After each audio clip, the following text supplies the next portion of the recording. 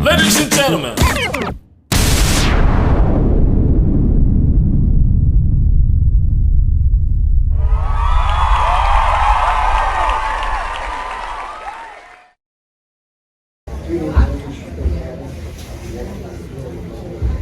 Okay. Our watch says 11:16, so if anybody else comes in, they're late. So, I'm Kyle Grumke. Talk I'm supposed to do is on rotational grazing and soil health. I don't have a lot of slides because a lot of what I'm going to do is geared towards what you all are dealing with, so I'm going to have to ask you questions before I can know what direction we're heading. I farm up in Odessa, Missouri, Wellington, Missouri area.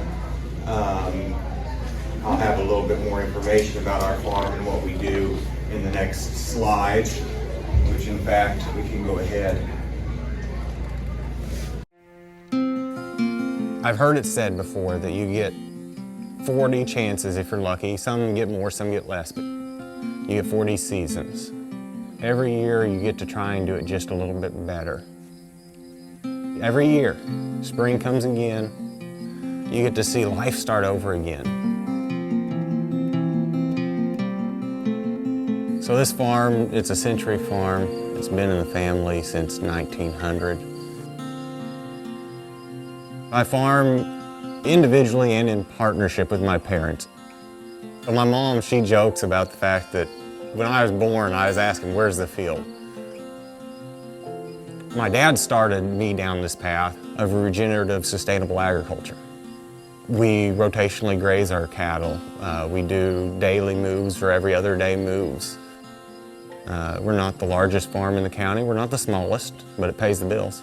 At the end of the day, if you can sit on your front porch, look out over the farm, and know you've done the best you can with what you have to work with. I mean, that's what it's all about. That sort of gives you a little idea of where I come from, what we're doing. I have to give credit I took this segment out of I was involved in a MFA oil promotional, and they did an interview, but it's a great introduction you got to see my parents there. My wife, she has a booth out here, My Lilac Hill, and so I've been farming really my whole life, but actually truly farming since 2009. And in 2010, 11-ish, we started in the rotational grazing. Let's see if this will work. Okay. This is our farm right here. What's in the yellow? And what we're going to be doing a lot of focusing on is this area right here. This is where I'm happiest. This is the pasture. You chuckle, but it is. I tell people I row crop because that's my off-farm job. Because honestly, I can cash flow that faster. It's not what I enjoy, but it's what I'm able to do right now until I can full-time graze. So we've got this farm is the homestead. We got about 40 acres right here in grass, and that's what we're going to focus on. Before I go much further, anybody in here already have livestock? What do you guys have? Sheep, cows, and chickens. Chickens, cows, sheep, Goats. goats. Who has the goats? Raise your hand. Okay. Pigs. Pigs. Okay. I grew up on a commercial pig farm. I told my dad, if you're saving the pigs for me, don't. It's not that I did not enjoy them. My lungs would not allow me to do the buildings. Okay, again, the goat people, raise your hands because you guys got to band together because no one else is going to do goats. I did goats for 10 years. I had a herd of 80 nannies, meat goats. And during the drought the last 2 years, something had to go, and I was having problems with my livestock guardian dogs, and so they were the ones that went. I still miss them sometimes. I miss what they could do for the pasture. While I had them, we did not have ironweed, we did not have sprouts. Ragweed was not near as bad. So I do miss them because they fill the function. All right. I'm going to take you through I said we started about 2010, 2011. I was reading in magazines. At our house, my mom, she was trained as a RN. She never really used it other than with all of our family. She took care of my grandparents on both sides all the way through the end. She did everything. So we had some medical stuff on one table, alternative medicine. On the other table, we had Successful Farming, Progressive Farmer, Farm Journal, Rural Missourian, and they started talking in these magazines about soil health and rotational grazing. So I started clipping articles. I had a file folder about that thick before I ever did something. And this is the first phase of our farm. I was like, how am I going to do water? We have 2 ponds. This one's it's pretty much a mud hole. This one's a decent pond. And so what I did with steel wire, I got my fencer up here, around there, and I just made these permanent paddocks. There's a creek or stream that runs through there, and when they were in here, they could drink out of it. And it worked well. I was going through the pasture with a herd of about 20 cows, about once a month, which is not, I tell people that was rotationally overgrazing. What's the average acreage per peg there? I can't tell you, honestly. Probably somewhere, well, if that's 30 acres, like this here is probably about 2 acres, each of those. The rest of these, quite a bit bigger. How many cows did you have in each one? That was 20 head. 20. 20 head in the herd. Okay. But it got me used to, it got me used to every day or not every day. This was about every few days I was moving cows. The cows were getting more used to me. Before 2008, my grandfather was the one that owned all the cattle. And he was the type of a cattleman that went to the sale barn and bought 1s and 2s. Do you know why cows are at the sale barn in 1s and 2s? Groups of 1 and 2s? Those are the knotheads no one else wanted. And when I was a young kid, I said I would never have cattle. So you can take that one, write that down. Be very selective if you go to a sale barn what you're buying. If you can find a farmer and buy from him directly, that's your best bet if you're starting out. Okay, I forgot my very first point. But, a lot of farmers won't sell you 1 or 2. No, they won't. They won't. They will if they might be an open cow, like something that didn't breed and they might have rebred her and it doesn't fit in with their program. That'd be a way to get in. I got wrote down first thing is to give you guys an apology before we start, and I forgot to do that. Last night my mom called and my wife both were talking about the fact that I can be very blunt, straightforward, and just sometimes rude. So I apologize ahead of time because I realize we're at a Homesteading Expo. I'm a farmer. I overlap, but it's a little different mindset. It is.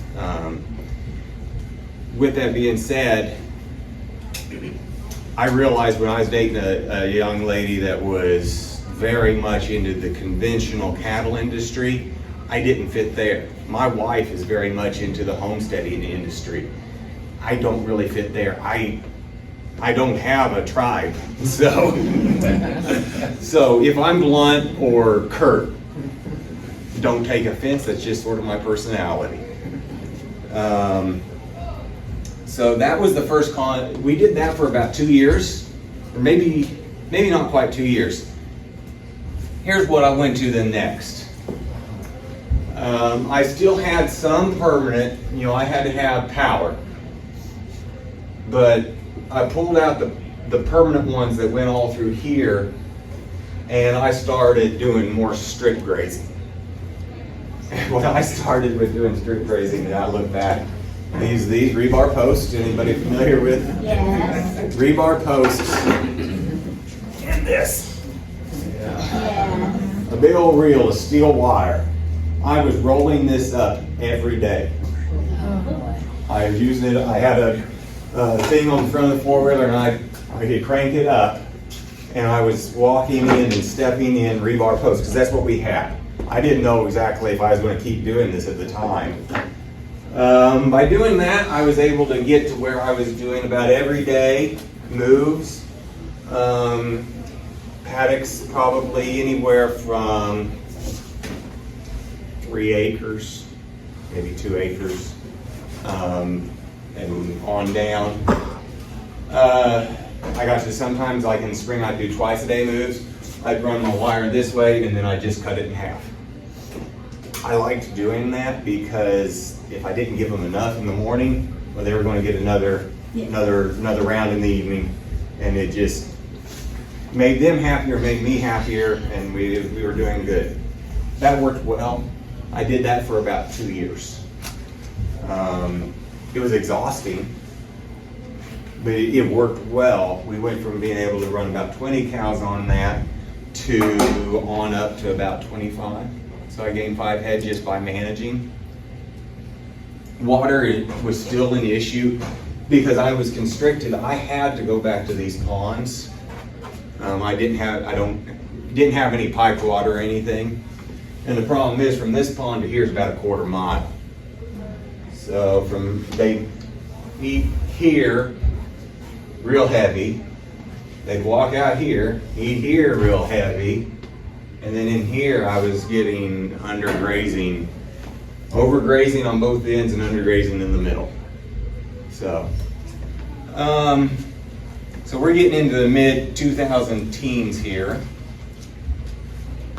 Then I went to a Greg Judy seminar, and I got into using these. These are the greatest thing man ever invented, in my opinion. Geared reels and poly wire. There's a 1/4 mile of wire on here. I can roll it up in about 3 minutes or less.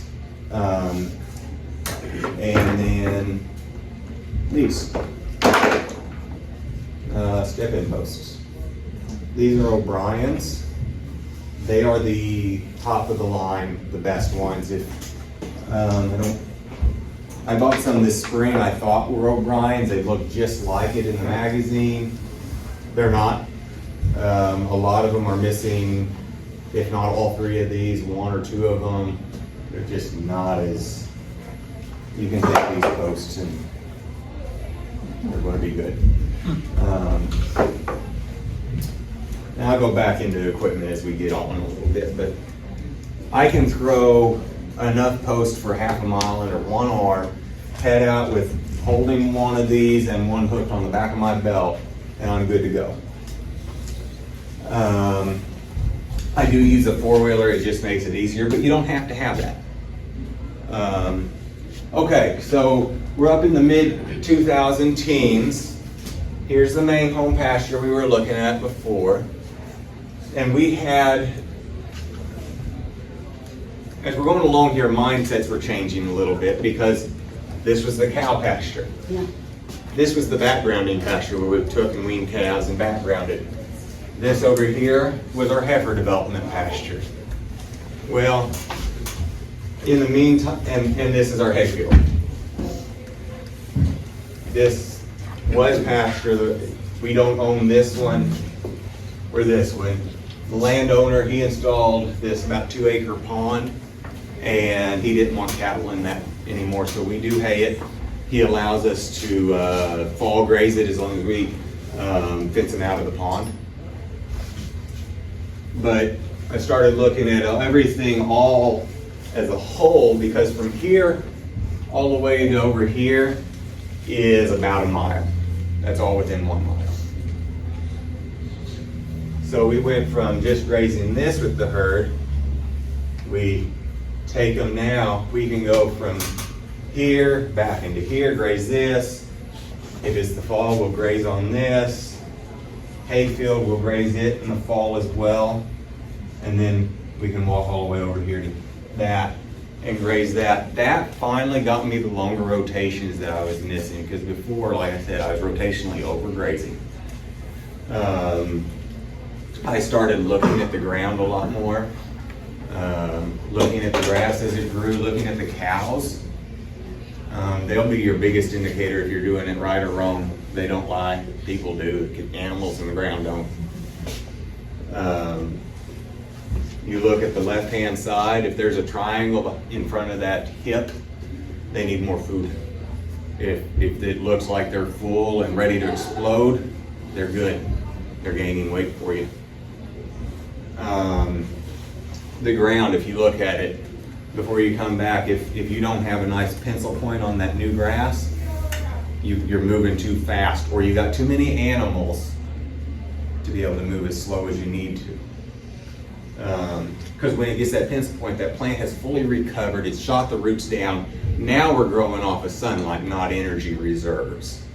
But we're in the sunlight business.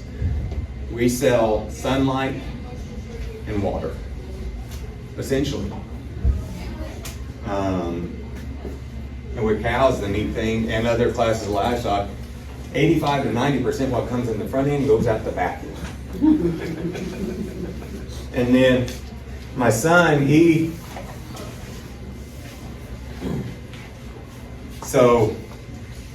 is my wife's son. He was 2 years old or 3 years old when we got married. He's 4 now. And yesterday we were out in the pasture, and I looked at my dad and I'm like, I wonder if his other family could see him right now, what they would think, because he thinks that it is high fun, and I taught him this because I was looking at the biology. Take an old dried up cow pie, flip it over, tear it open, and find earthworms. And he was just having a blast tearing through cow pies, and I'm like, oh, if his dad could really see this, I'm wondering what he would think. I know what my wife's parents would, because they're from the city. And I'm like, oh boy. But he, at 4 years old, understands, well, there should be worms under here eating this poop. When I was younger, you'd have a cow pie from spring to next spring because it didn't disappear. So yeah, we put all these together, we're moving through and we're strip grazing, and things are starting to happen because I was able to get 45 to 60 days recovery. When you start doing that, things start happening. I do the take half, leave half method, and just to keep you from a mistake. That doesn't mean it's going to look like a lawnmower. It means that at whatever growth stage that plant is in, if it's this tall, you're going to take it down to half. If it's this tall, you're going to take it down to half. It's still going to look ragged, it should. All right. Here's what I'm at the home pasture now. A whole lot simpler looking, doesn't it? Mm-hmm. I've got power coming out of the barn. I still around the pond. I go a leader to this pond and back up here because I need a leader up here to the chicken house and garden. This is a water line above ground. When the drought hit 2 years ago, I ordered, I'm not sure how many feet of it is, that I can get almost to the top of the hill with it's coming off the house. Our house is on well water, and I've got it now. It's pretty simple. There's a line all the way out to here. I've got about 60 feet of garden hose on the end, and I just drag it around. I've been doing that this winter. When it got really cold, they had to go back to the pond. When we had that sub-zero weather, they had to go back to the pond because I couldn't even let water trickle fast enough to keep it from freezing. Mm-hmm. But it has worked great here since about February. So what I'm doing now, like this time of the year, I can get creative because they don't need as much water. It's fun. Right now I've got a leader, just a poly wire coming down here. And like I said, most of the time I graze it this way. Well, right now I'm grazing it this way. I've got 32 head of bred cows. About half of them have calves on side right now, plus another 16 heifers that'll get bred this spring, all in one herd in here. I'm giving them 1 bale of hay, and up until when they hit peak lactation here last week, 1/3 acre of grass. So you've got that divided into 1/3 of an acre? I'm making 1/3 acre moves. I bumped that up to 1/6 of an acre here last week. And you've got 32 cows on 1/3 of an acre? 32 cows plus 16 700-pound heifers. And you move them every day? Sometimes twice a day, depending on if I'm going to be there or not. So if you remember, I went from having 20 cows on this pasture. Now I can't keep this all summer. This is, I've combined some herds, I'm feeding hay, but I'm getting that animal impact. And when I leave, you cannot drive through it with a four-wheeler without making a mess of the four-wheeler. You cannot dodge the cow pies. Which is what, which is what you want. You want that even distribution of the fertility. That's grass grows grass. Grass grows up through the cow? The grass grows up through that vine? Through the manure? Yeah. Yeah, by time, I am not good about taking pictures. I do Facebook Lives because I can do it at the moment. If I take pictures and try and put it on out there, I forget. So I don't have a lot of pictures on here either of what it looks like. But they were on like this area right here this January, not even January, February. You cannot tell where the manure was. It has disappeared with the biology already. And the grass, you can even see to 2 weeks ago the distinct graze lines where it's regrowing to where I was yesterday. But I'm on my second rotation of stockpile. I'm still leaving residue on the ground about that tall. I'm not taking it all the way down because I want to have enough of my solar panel to be able to, when we get into warm weather, that grass is going to kick it into gear and start growing. So, okay, that's the end of the slides I have. Now I'm going to flip the lights on so we can see each other a little better. Okay. You all have some livestock. What type of acreages are we talking about? You know, what sizes are your pastures? Because I want to gear this more towards what you guys can take home. Are your homesteads about 20 acres, most of you? We have 40 acres, but 20 of it is pasture. We need to knock down some trees and Okay. working on that. Okay, about 20-acre pastures. A lot of people's about probably 10 to 15 by the time you take the home out. That'd be all right? Okay. That's what I wanted to know. How many people has a perimeter fence on yet? Okay. Who still needs to build perimeter? Okay. These things are great. This is a timeless fence post. We just installed our first timeless fence for an exterior fence this week. I love it. You use between half to a third less half to a third of the posts you would with a standard barbed wire fence. This is for a landlord, what I installed, and I ran the numbers for a 5-wire barbed wire fence. It was going to run close to $3,000 for a half-mile run. We put this in, including the fencer, was under $2,000. So substantially less. And you got electricity. Now, check codes.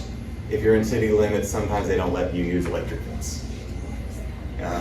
I didn't know that until somebody told me. Of course, I told him I'm a more ask for forgiveness than permission type of a person, but I don't live in town either. Okay, so we got our 20 acres or 15 acres. We get a perimeter. That is the first step. You've got to be able to keep any animal you have in, whether it's chickens, goats, pigs, sheep. Goats, it's a pipe dream. They will get out. Oh, I forgot. During that, in the mid-teen or 20 teens, I was running 80 head of goats in that pasture as well with those cows.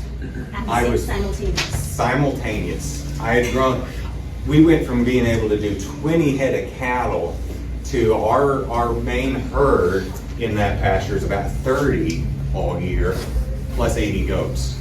I went from that much forage to that much forage. Now with the drought, I had to come back down because it just, you can't grow anything without water. Yeah. Sorry, can you go back to the combining the Yeah. goats with that? And anybody have questions, ask me, because we're going on a journey here. Okay, so totally over here, just making sure, kind of recapping and having you check from my understanding. The benefit of having the two animals together is the goats are gonna kind of eat down the less desirable grasses. Yes. So when you looked at your grasses after you ran the two animals together, now you've had the goats kind of cleared out the weeds, and now you're able to not have the goats because I would it's love to natural. have, well, I'd love to have the goats back, because last year I saw ironweed coming back. Okay. So. So are you you're mowing? Huh? Are you mowing the weeds? I didn't last year because I didn't want to lose my grass. With the drought, I did not want to cut any grass off. But typically, yes, especially on rented pastures, they like them to look nice. On my own, I'll accept a little ragged look if it means that I get, another 2 months worth of grazing in the winter. I'll take ragged. My goats, they were anywhere goats. I did not rotationally graze them Okay. because they went anywhere. Okay. That's what goes to. That's why I don't see it. But, yeah, you have the synergy. They really weren't taken away from the cows because most of what they eat is your forbs, your leafy stuff, and there was enough brush. Ironweed is a great one for them. They're really little ragweed at the right stage. Giant ragweed, now they'll take it down to the ground. If anybody has the old-fashioned hemp in their pastures, they will knock it down. They are such a great animal. I just wish they weren't so difficult. And my herd, I'd gotten to the point I hated to sell it because it was a closed herd. I did not have to worm. I did not have to do feet. I did not have to help with the kidding anymore. And I had to sell them. But it is what it is. Okay, so we got our perimeter. If you can, electric fence. If not, a solid wire perimeter fence. But I would have you if I was to do this again, I would have a standoff electric wire around my whole pasture so I could hook on anywhere for power. Even if you have a barbed wire fence established on it. Yeah. Or at least a leader down the middle. Because to rotationally graze, you need electricity, in my opinion, unless you're doing a whole lot of just permanent fencing. For interior fence, you can do a single wire. For cattle, sheep, you can train them. You can train them to a single wire. Greg Judy has done that. Most people, it's going to take it took him several years to get them down to a single wire, but it's possible. Goats. I'll bet so. Okay. Since we're But what in, about, we have electric fence, but we have a lot of deer. And yes. they run through that, there goes the fence. Yeah. That's high tensile wire for your permanence. Yeah. And that's why I do like these posts, because see the holes in there? Yeah. You thread that wire through there and it doesn't hop off like you do on these steel posts or T-posts. Okay, yeah. Because I have that problem. Yeah. We graze a lot of stock fields, and until I want to put my fence up a week ahead before the cows get there, because the deer hit it, and that thing comes Yeah. off, and then you got a dead short where it's Yeah. hitting that steel. And there goes the cows. And there goes the cows. Thankfully, most of what we graze is ours around it, so if they get out, it's on us. Yeah, yeah. So, okay, we're back to our 15-acre pasture. We've got a perimeter. We can keep them inside. Now, if we want to actually rotate or manage to graze, we got to have something to manage them with, right? Like I said, I love these. They're a geared reel. And it rolls up real fast. Every time you go around, you get three going around there. But before I bought these, I used these for years. You can get these at any type of hardware store for like, at the time when I was doing it, $7. I think they're 10 now. And you can get about 1/8 of a mile of fence on here, maybe a little more. And I mean, it takes a little longer, but you're also not doing 1/4 mile pulls like I was doing probably. And it's an insulated reel, so you could be winding up hot. I like these. As far as brake, do not go to your local MFA or go to your Tractor Supply and get the poly wire they've got.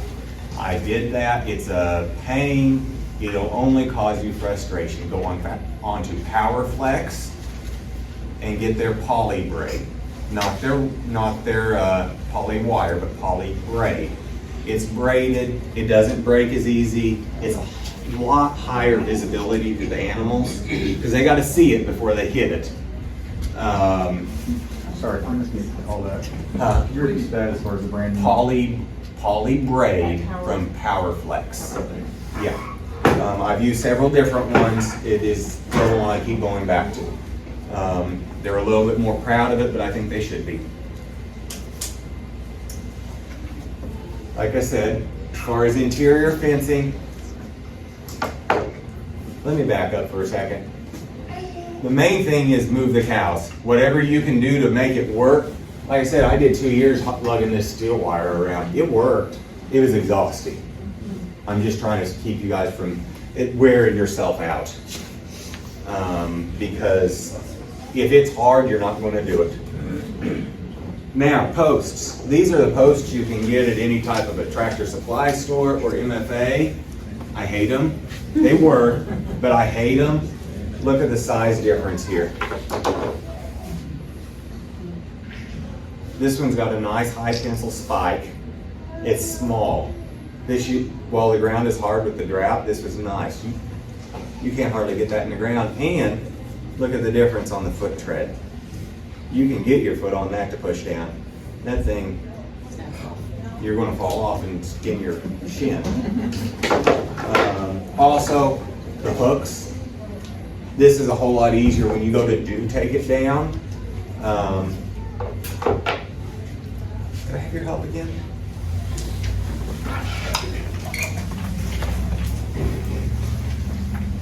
I need you to be my fence post. Can you go stand right over there by that chair and hold that?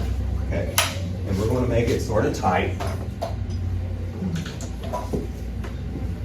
You got your fence here. I can walk alone, pull that, and it's out. One of these you're going to have to try and fumble with either reeling it out through there, and if there's a knot, it's not going to pull through, or you got to really to get them out. These are a pigtail. These ones are good. I don't know what brand they are. I really like Gallagher. They are pricey. Again, I think this might be a PowerFlex. I like it because it had this for back when I was trying to keep goats. But if you were doing sheep, if you wanted to do a 2-wire, that would probably work all right. Again, and you got it hooked, and then down, and you're unhooked. Now, I like to use these, because most of the time I use these because they're light to carry, but these are my corners. So what I'll do, okay, I'll trade you posts and handle. Can you hold this one for me? And I'll take that one. And if you move up here so people can see it. Okay, you're gonna stick that right in there. Pretend this is our ground that you stuck it in. Can you hold that upright for me, like that? I'll make a corner out of one of these. Hook it in here, jab it in the ground. Now you got something to pull against.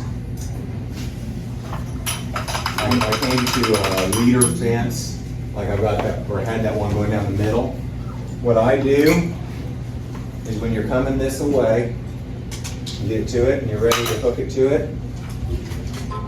Do that, and then you just hang it on right there, and then take the power wire, and you can get it on this metal and you're hot. Now don't you touch any of this metal. You will know why the cows are staying in. Yeah, it is electrical fencing, but thankfully we're not turned on right now, or else both you and I would hurt. Thank you. All right. Can you give him a hand?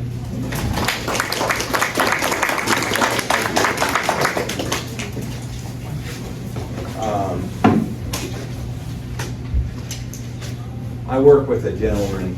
He has just decided he's had health problems. He's 83 years old and still been running cattle, and he's an old-time cattleman. And he will use this type of post and wire. I will admit that's the guy I learned that electric fence works from. Because we had some old fencers that you'd call weed burners, and they were not. Oh, they'd tickle you, but they didn't shock you. But he will not accept that this will work. And he is retiring this year. He had health reasons. And the gentleman that's taken over it, he's a little more got a foot in the conventional camp than I do, but he's a little bit more this way. And he's using some of these reels and posts, and I can only think Gary is probably like, it's not going to work, but it is. Fencers. Since we're in this area, MFA carries these. A 12-volt fencer. I like them. I really like, if you got power, a plug-in fencer is the way to go. Because it's going to put out a little bit more juice. And grounding is important. You can go online and learn how to install a fencer easy. Ground rods are your friends. Because my dad always told me, if electricity doesn't have a way to get back home, it won't leave. And that's the whole idea, is you're trying to make that electricity leave that fence, go through the cow and head back home. And that's what's keeping it in. How am I doing on time? Okay, I'm almost there. Like I said, MFA, and what I like about this is made by Powermark, which is in Kansas City. If we would have a problem with any of the stuff, we can just drive up to Kansas City over near Children's Mercy, get it fixed, and head back home. And we're close enough that's only about a 45-minute trip. But these are nice. Gallagher fencers are nice. The Cadillac is Stafix and Cyclops. We have one farm that's running on a Cyclops fencer. It's a rental farm, but I spent a lot of money on this fencer, about $600, plus a solar panel and battery. But it's powering up about a 120-acre farm. And I tell you what, it is powering that farm up.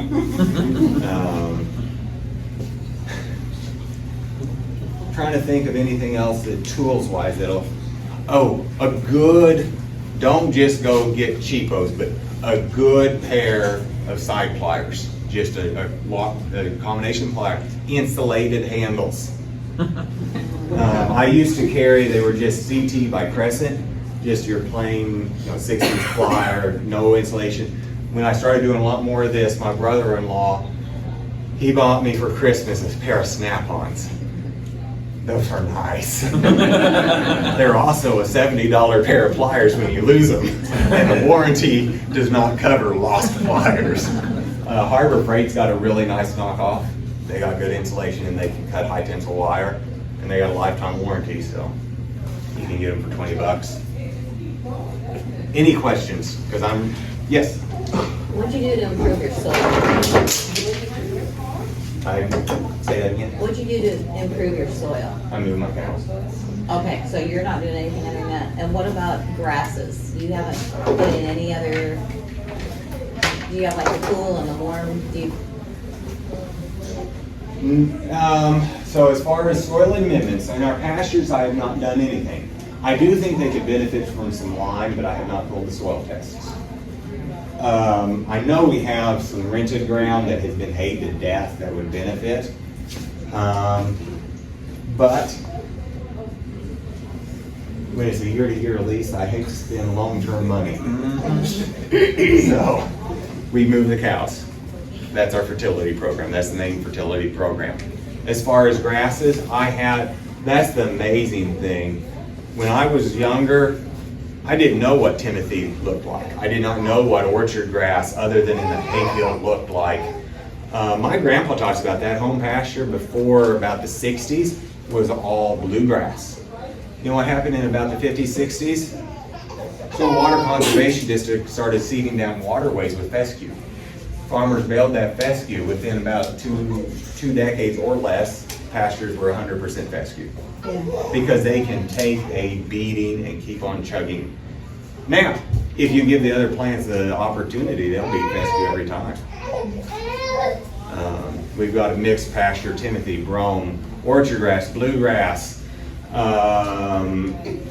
wildflowers, white clover, red clover. I saw some Lespedeza this last year when it was dry. We had some alfalfa show up. We didn't sow it. I don't know where it came from. So, main thing is move the cows. Watch the cow's side to see if she's getting enough to eat, and watch the ground to see if you're going too fast or too slow.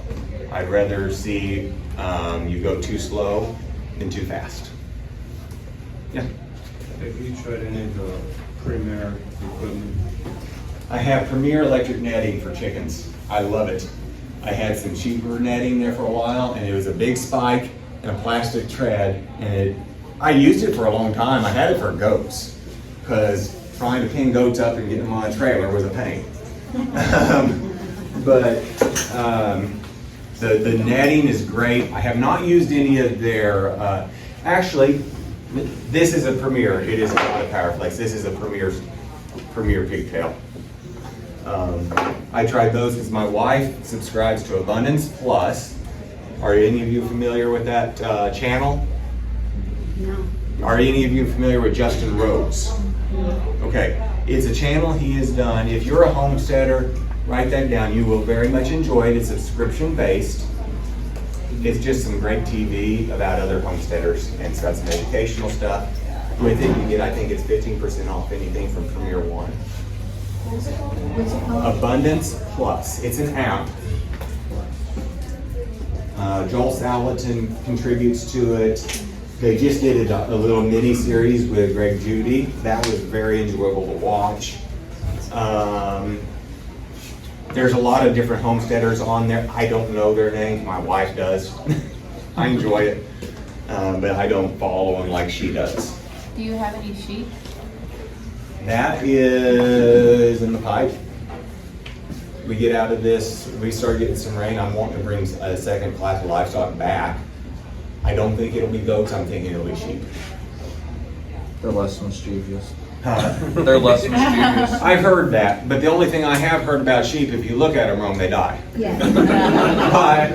Goats, I was going to, when I had goats, I kept saying, I'm going to write a book, 101 unique ways a goat can die. I do not kid you. I had a buck. He disappeared. I could not find him anywhere. We were taking hay out of the hay barn. How he got in the hay barn, I shall never know.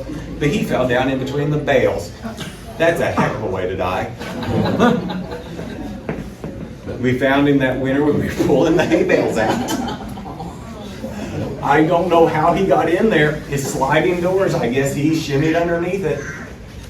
So, yes? You may have mentioned this when you were talking about water, but how do you move the water and do you do minerals? The minerals I've got on a skid, and I can move it with my four-wheeler. If you don't have a four-wheeler, just keep a small enough pot you can drag yourself or carry. As far as the water, I'm trying to figure that one out to make it easier because my back is hurting.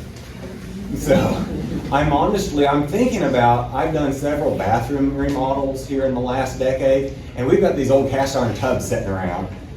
I have in my mind I should be able to weld some wheels underneath there and a tongue and attach where the, your drain plug is, attach my float there somehow with a heavy hose and just drag it around. That cast iron can take a beating from the cows and not bother it.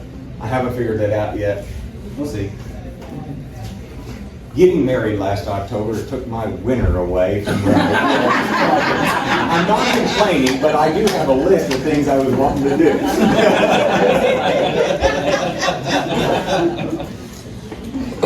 You'll never have time. Household repairs became a higher priority than it used to, so. Any other questions? Have you got a good cheap place to buy mineral? Because it's so expensive now. Mineral? Yeah. We use Kent Feeds, which is not cheap. It's about $30. Not quite $30 a bag, but it's not cheap. But I do believe a good mineral is worth its weight. We do feed loose salt though, because I believe if the cow wants salt, she needs to eat salt, and if she needs minerals, she needs to eat minerals. And that cuts down on because you can get a bag of salt for $6. I'm not direct selling my meat or my animals. Right now, that's great. The cattle market's great. There are other times it's not so much. I'm a low-cost producer. My goal is to increase the carrying capacity of my farms and be able to raise a good, high-quality, low-input meat, selling something that we can't eat, which is grass. Anybody else? Yeah. Have you experimented with different paddock shape to elicit different? That's what I'm doing this winter. So normally in summer, because I have been going back to the ponds, it's been long lanes. Right. This summer, I'm basically square. I love it. I've heard square pastures are going to get less impact. Longer, Yes. Narrow pastures. More. I mean, a lot more even grazing and less selection. Yeah, shape does matter, but I'm not going to get all hung up on it. Yeah. Main thing is move them, keep them moving. And part of that, like right now, I'm not back fencing because when they leave, they're not going to go back and eat that. It has been pooped on, stepped on, peed on, and otherwise defecated. So, anybody else? How many days does it take when you leave one pasture and you make your round? How many days is it before they get back to that first one again? It depends. Depends on how many you make. I'm not even saying that. It depends on time of year, the growing conditions, the amount of water you got. This summer, it took a lot longer for that plant to recover. Water covers a lot of sins. So I was doing a lot longer rotations. We reduced the herd size, and I was getting maybe 60 days recovery in the dead of the summer. In early spring, rule of thumb, in the spring move fast, in the fall move fast, in the winter move slow, in the summer move slow. In the spring, you're moving faster, not eating it quite as hard, and you're growing, that sward is going to be a little thicker. You might come back in 20 days in the springtime, and you've got some stockpile for the summertime now. As the grass slows down growing, think of it as feeding hay. You're slowing down now, you're letting them eat it down a little lower as you go. Still on that take half, leave half mentality. And then when we get into August, you can usually count on a few of those state fair rains. Get a little bit of rain in September, that grass is going to do that again. We do have an unfair advantage as opposed to some of these guys. Are any of you guys from down that direction, south? Okay, I've got an unfair advantage from you. I'm in crop country. We do a ton of cover crops. In the fall, we try and get them on our corn stalks, rye. I grow wheat specifically because I can grow a cover crop after that and feed my cows for less than 50 cents a day per head, which that's cheap. That is cheap. If you can get 2 pounds of gain a day on calves, which is conservative, if you can get 3, that's great. 2 pounds of gain right now, you know what calves are? Over $3 a pound. So if you get 2 pounds of gain, that's $6 for 50 cents. I'll do that every day, all day long. So I think I'm out of time, but I'm willing to keep answering questions. Otherwise, thank you guys. Thank you. And I have some take-home resources on places I've learned. I've got a bunch of books here. YouTube, I've got some recommendations, and then podcasts I really like. So feel free to help yourselves to that. Thank you, guys.